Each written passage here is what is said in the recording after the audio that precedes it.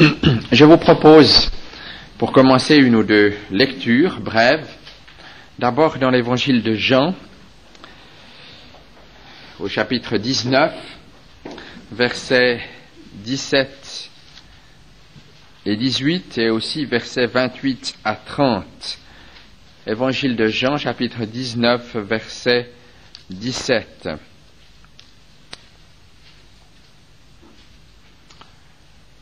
Jésus, portant sa croix, arriva au lieu du crâne, qui se nomme en hébreu Golgotha.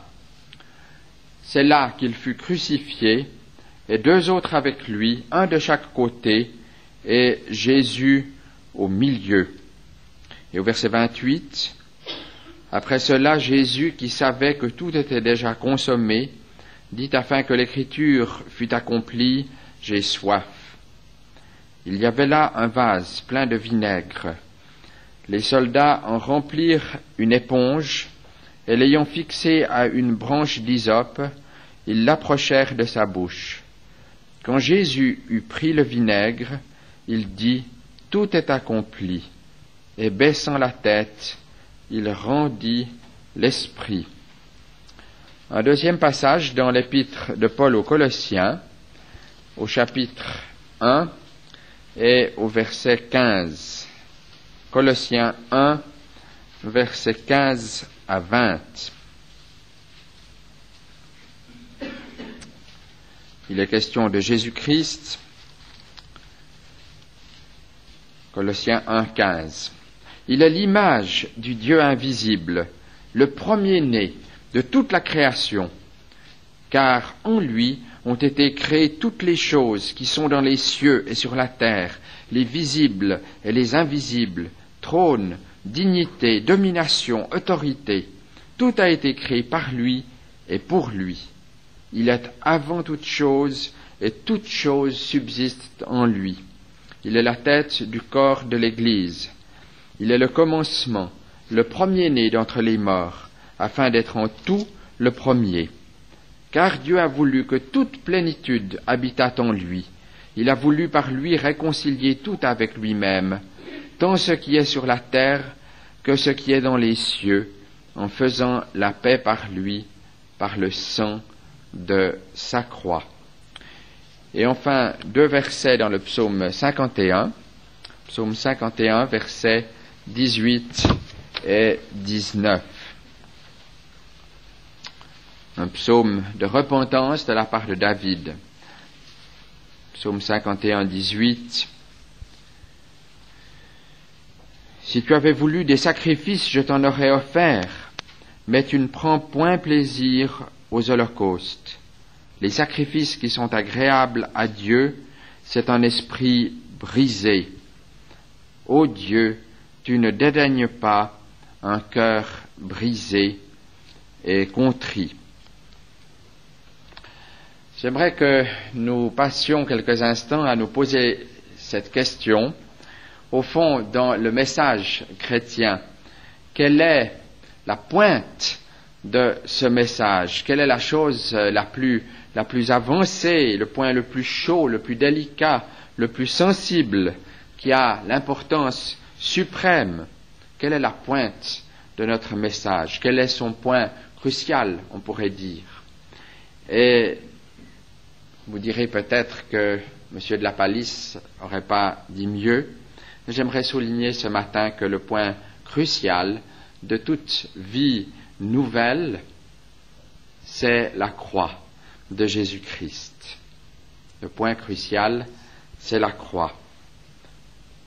Et pourtant, ça n'est pas inutile de le répéter et d'en parler, parce que souvent, nous avons tendance, et beaucoup ont tendance à penser que le point crucial de la vie nouvelle est quelque part dans cette vie elle-même, alors que le message chrétien nous apprend que derrière la vie nouvelle, à sa base, pour la rendre possible, il y a la mort de Jésus-Christ. Et la mort de Jésus-Christ sur la croix est vraiment la porte, l'unique porte vers la vie.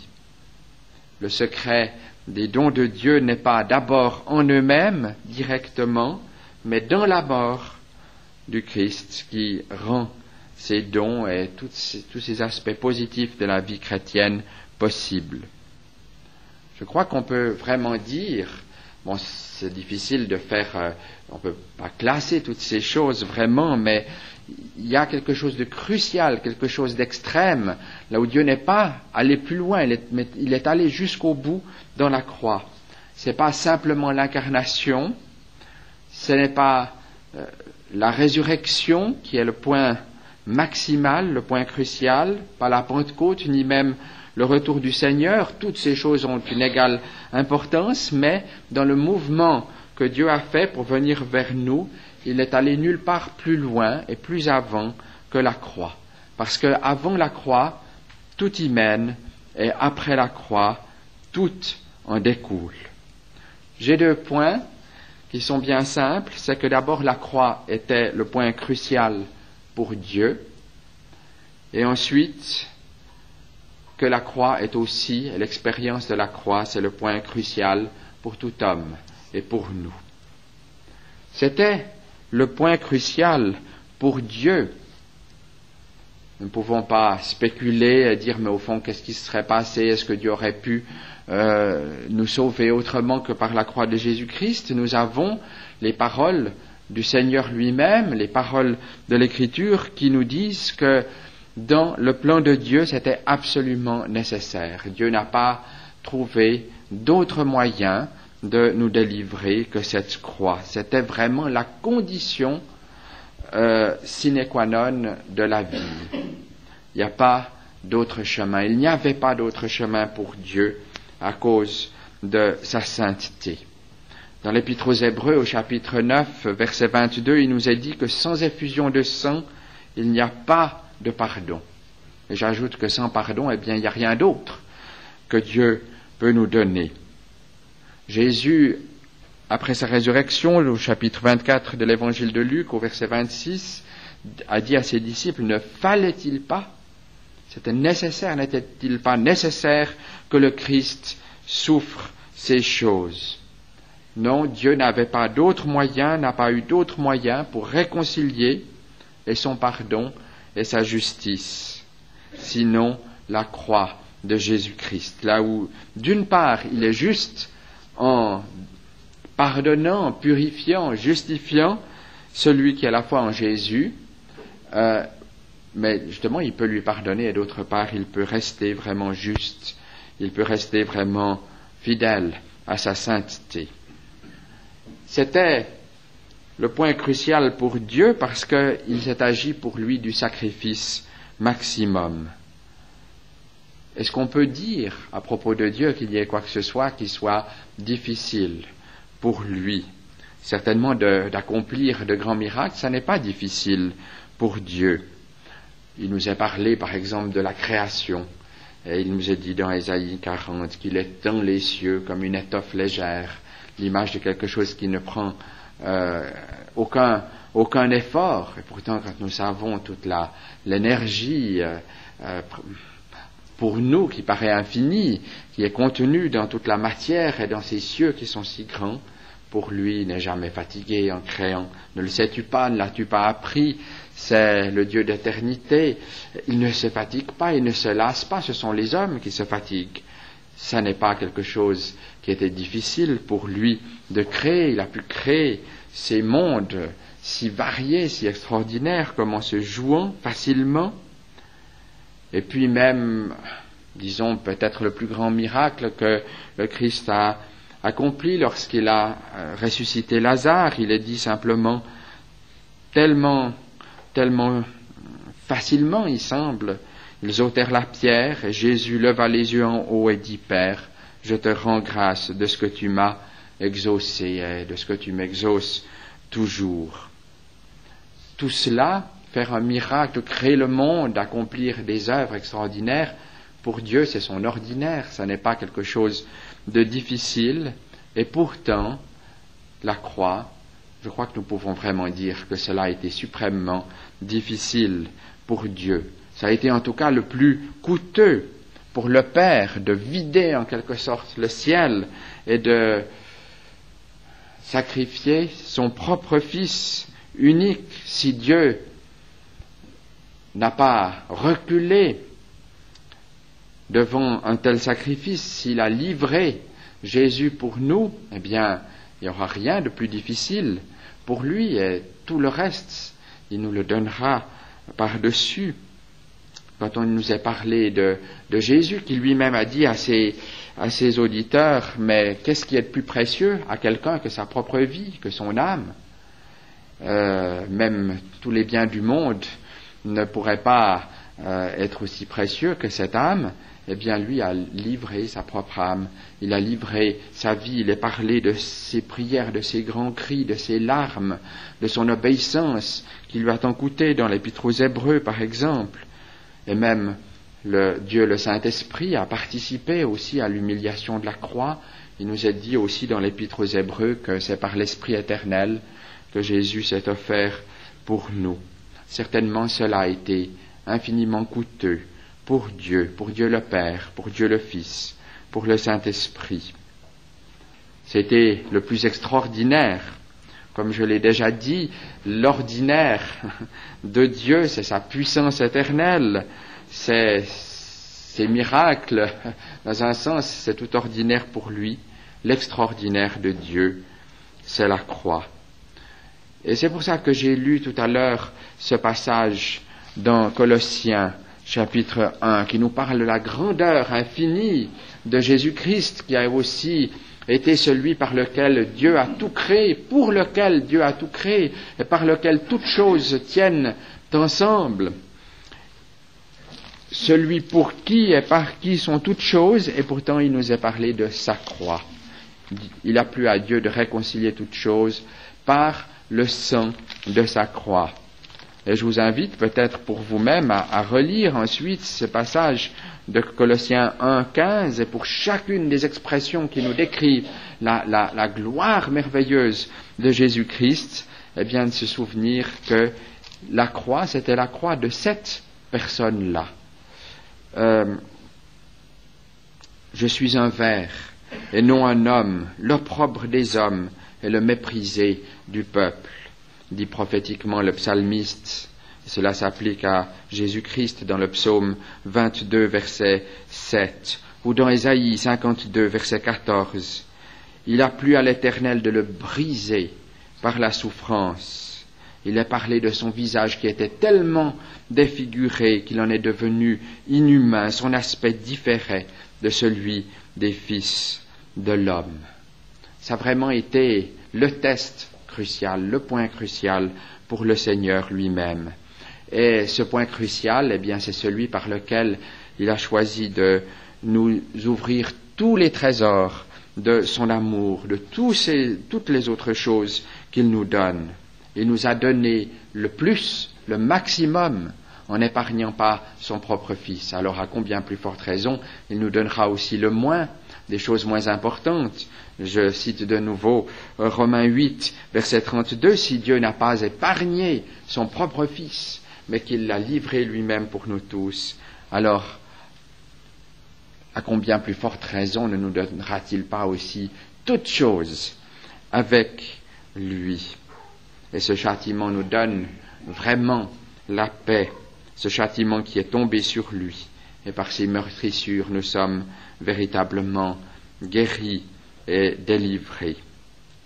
L'acte de la croix a été ainsi aussi le grand signe plus de Dieu. C'était pas seulement quelque chose, c'était seulement apparemment quelque chose d'uniquement négatif, mais en fait, c'est l'amour positif le plus profond et qui est allé le plus loin au monde du Seigneur lui-même.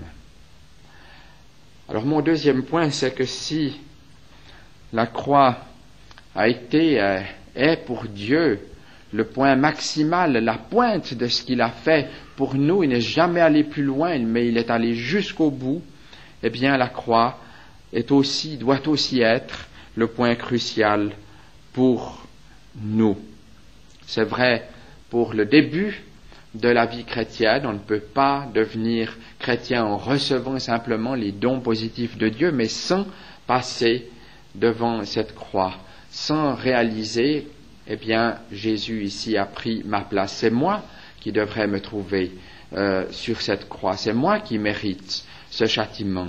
Moi qui essaye toujours, qui ai peut-être toujours essayé de me justifier, de minimiser mon péché, d'en rejeter la responsabilité sur les autres ou sur les circonstances ou sur la société, sur les structures qui m'entourent, ou bien moi qui ai peut-être simplement avoué mon état d'une façon superficielle, en disant oui, bien sûr, tout le monde est pécheur, moi aussi.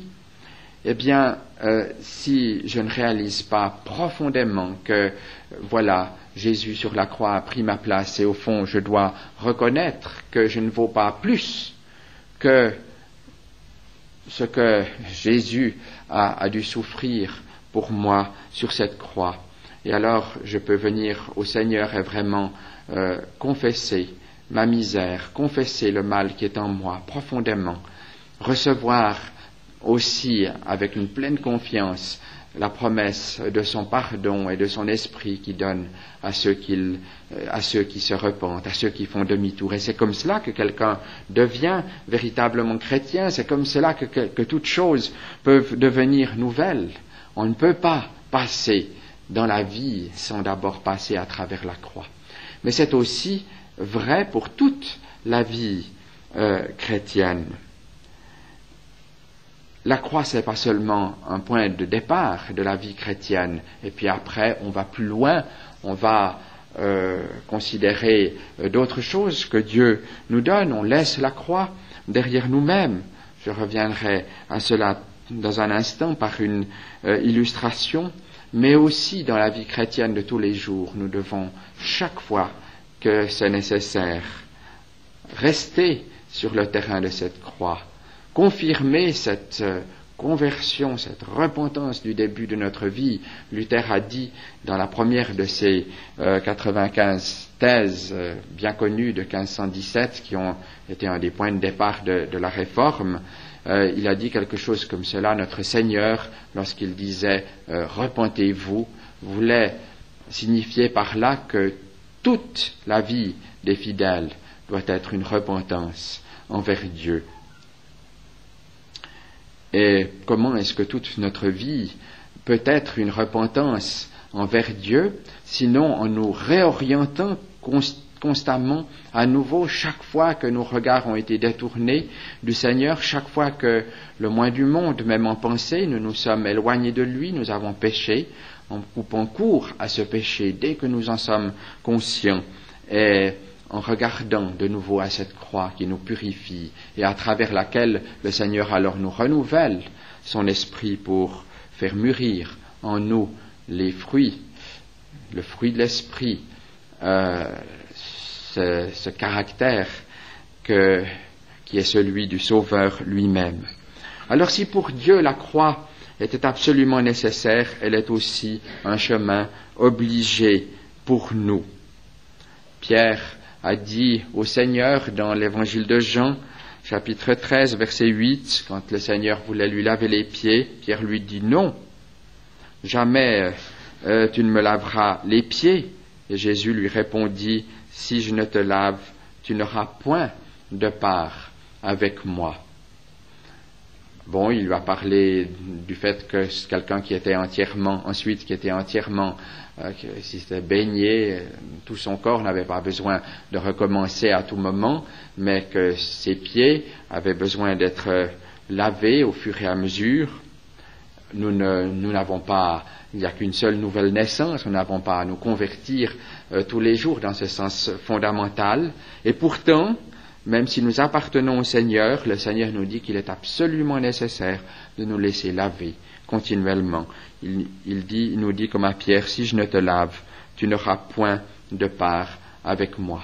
Et il nous lave à travers le sang de Jésus-Christ, à travers cette croix qu'il a soufferte pour nous.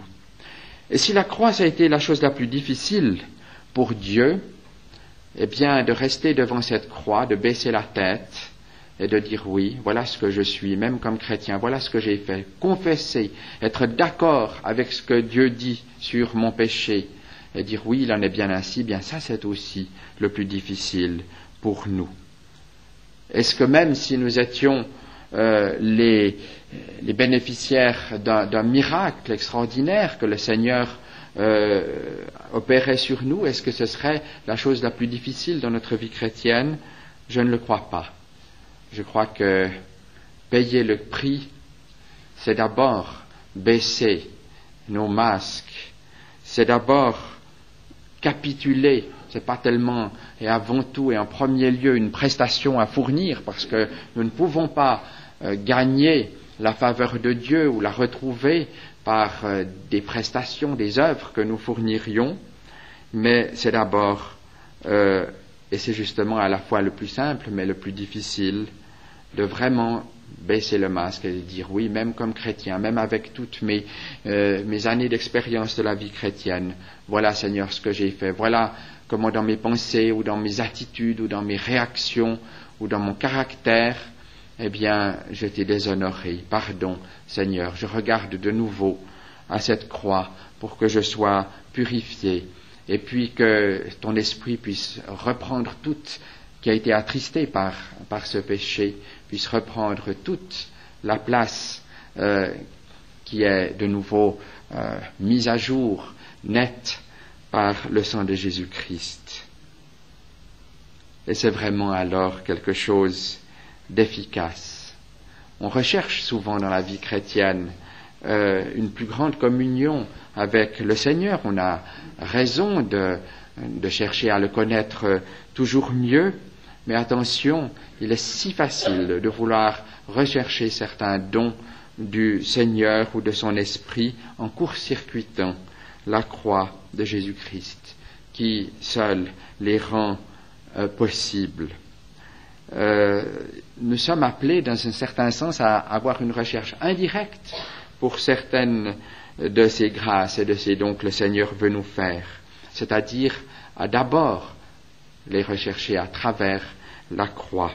Et puis alors, s'il n'a pas épargné son propre Fils, eh bien, à combien plus forte raison ne nous donnera-t-il pas toutes choses avec lui? Je vais essayer peut-être de le rendre plus précis et plus pratique. Par exemple, prenons le cas de l'orgueil. C'est si facile d'être orgueilleux. Et en tout cas, ce n'est pas quelque chose avec lequel j'en ai fini pour toujours. Je suis, par nature, orgueilleux. Et je sais que ce n'est pas seulement mon problème. Mais des fois, peut-être, je viens au Seigneur et puis je dis au Seigneur, Seigneur, aide-moi à être humble. Donne-moi ton humilité. Et il me semble que parfois le Seigneur me répond, trop tard, tu es déjà orgueilleux, alors confesse d'abord ton orgueil et laisse-moi le purifier. Et alors, eh bien, je pourrai par mon esprit te rendre humble. Le Seigneur m'enseigne ainsi à pas seulement dire « Seigneur, aide-moi à aimer telle et telle personne ». Bon, des fois, je prie comme cela, mais des fois, le Seigneur dit « Trop tard, confesse que tu ne l'aimes pas ». Et même pour être rempli de son esprit, eh bien, la première chose, c'est de confesser que je ne suis pas rempli maintenant. Peut-être que j'ai fait des expériences là où vraiment j'étais dans sa main, là où son esprit agissait en moi d'une façon merveilleuse, et j'y pense peut-être avec nostalgie. Mais le Seigneur me dit, qu'en est-il aujourd'hui? Est-ce que tu marches avec moi? Alors, au lieu de simplement vouloir le positif, eh bien, confesse qu'il y a ce manque, ce négatif. Confesse que, quelles qu'aient été tes expériences dans le passé, eh bien, maintenant, il y a quelque chose qui obstrue l'œuvre de cet esprit. Et ce qui obstrue généralement, eh bien, c'est justement différents péchés, différentes choses qui attristent ce Saint-Esprit et qui l'empêchent d'agir pleinement à travers moi, maintenant, de se servir de moi. Car le principal enseignement que nous avons dans le Nouveau Testament sur la personne de l'Esprit, c'est que c'est le Saint-Esprit, c'est l'Esprit de sainteté, qui est donc attristé, qui ne peut pas se manifester comme il voudrait s'il y a quoi que ce soit en nous qui n'est pas purifié à mesure. Mais alors, c'est merveilleux parce que lorsque l'on revient à la croix, il n'y a pas besoin de faire longuement pénitence du tout.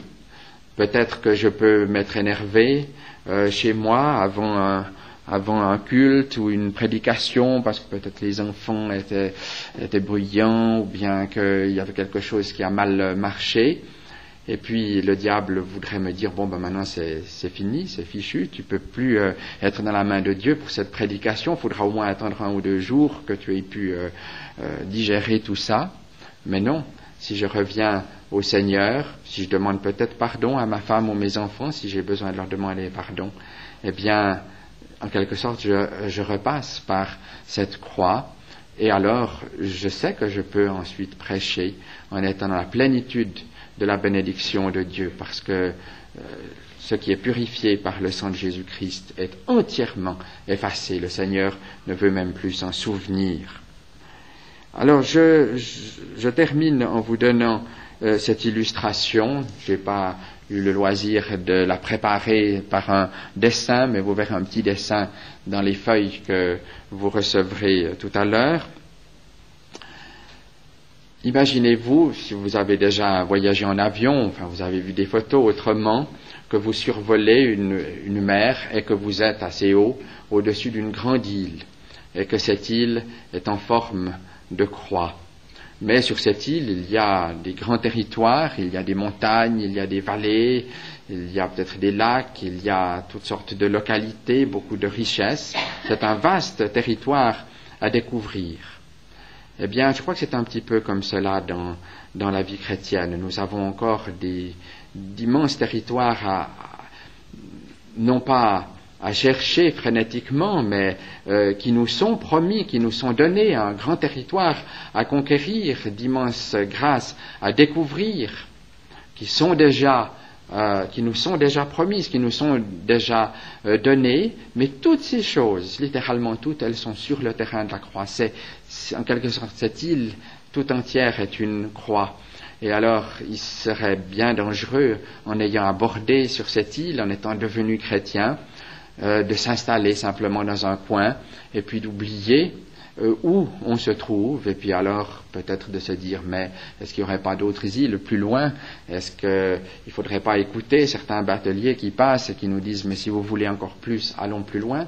Non, nous sommes déjà sur le terrain là où nous avons toutes choses pleinement en Jésus-Christ. Il s'agit de le découvrir chaque jour. Chaque jour est un nouveau jour de grâce, mais toutes ces grâces, elles nous sont données à travers la croix de Jésus-Christ. Et nous pouvons, où que nous allions, nous sommes sur ce terrain et nous pouvons dire, eh bien, nous marchons sur une terre sainte, cette terre où le Seigneur s'est livré lui-même pour nous.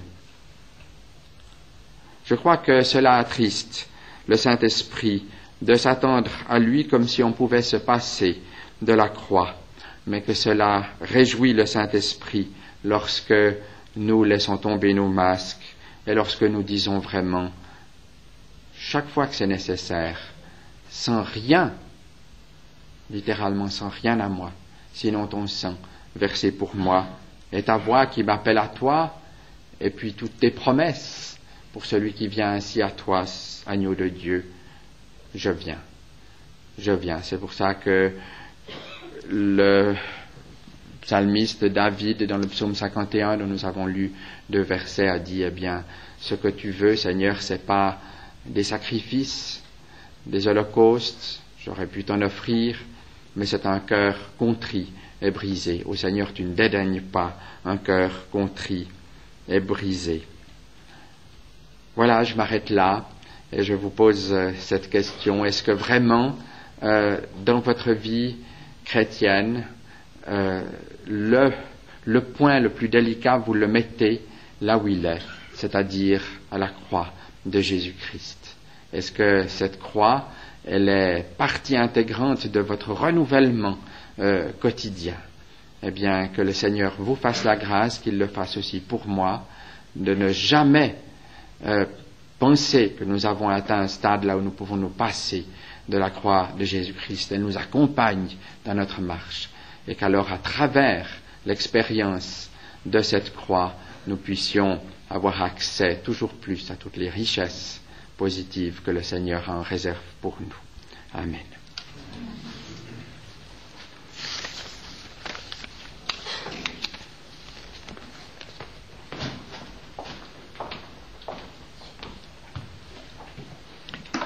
Nous prions ensemble. Seigneur notre Dieu, nous te rendons grâce de nous avoir rappelé ces choses ce matin. En effet, Paul disait, je n'ai voulu savoir parmi vous rien d'autre que Jésus-Christ et Jésus-Christ crucifié. Merci Seigneur, parce que c'est vraiment au pied de la croix que nous avons trouvé la vie, le pardon, mais que nous trouvons aussi chaque jour la force de poursuivre le chemin, la force d'espérer. Merci Seigneur de nous ramener toujours à ce qui est l'essentiel. Va nous bénir maintenant et nous garder en toi, ainsi que tous nos bien-aimés, particulièrement ceux qui sont éprouvés.